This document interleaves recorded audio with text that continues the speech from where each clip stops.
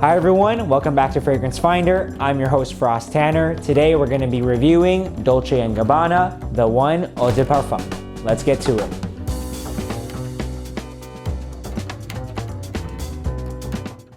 This is an Eau de Parfum like the name suggests. It was formulated in the year 2015 by Olivier Polge. This bottle is the 100 ml. It's the exact same shape as the original.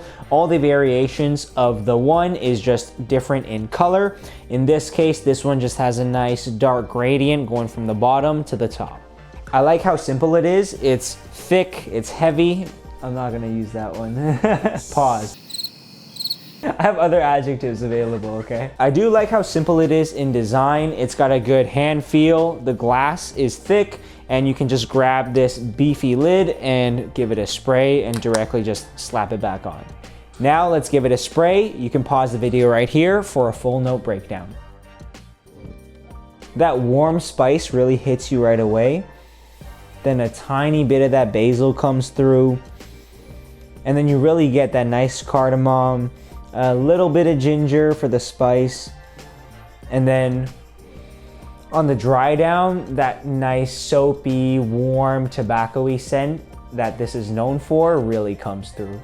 This fragrance is the perfect blend of a masculine, traditional cologne type of scent, but it's also still very warm, very sweet, and very inviting. It smells like you just got out of a nice warm shower, but while you were in there, you were using a really nice high-end soap and you smoked a cigar. As for the time and occasion, this is a pretty versatile fragrance since it leans more on the soapy side, but I do think it excels the best as a cold weather fragrance, fall, winter, nighttime, and as a going out fragrance, especially if you're gonna be in more confined, intimate spaces. As for the demographic, I feel that this is quite a more refined, gentlemanly type of scent, but it's still modern at the same time. With that being said, I picture someone in their mid-30s through late 50s wearing this fragrance. Now I'm gonna rate this fragrance in 5 different categories, and this is how it's gonna work on my skin, so the experience may be different for you. As for longevity, I give this a 7.5 out of 10. You probably get 5 hours on skin, and this is probably perfect for this fragrance because if you're using it as a nighttime going out fragrance, you don't need it to last all day. As for projection, I give this a 6.5 out of 10. Now, this is again pretty perfect for this exact fragrance, just because if you're using it in a nighttime going out setting, in a more intimate, confined space, you don't want this to be too overwhelming. This would even work really well for an office-like setting as well.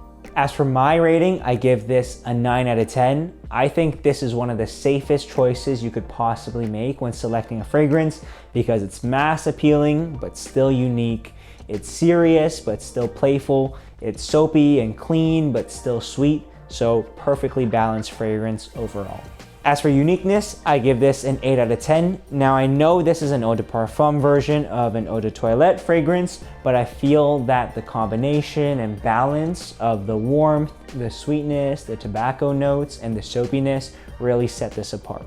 As for value, I give this an 8 out of 10. When I bought this bottle, it was $80 Canadian for 100 ml, but I'm giving this rating based off of the current prices that I'm seeing, which is about $110 Canadian at discounters for this same 100 ml bottle. It is more expensive than the Eau de Parfum version, but for the quality of the scent, this is the version that you'll want to buy. Now, when we total up all the scores and average them out, Dolce & Gabbana, the one Eau de Parfum, gets a 7.8 out of 10.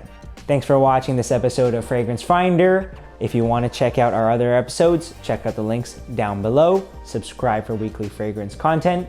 We'll see you next time.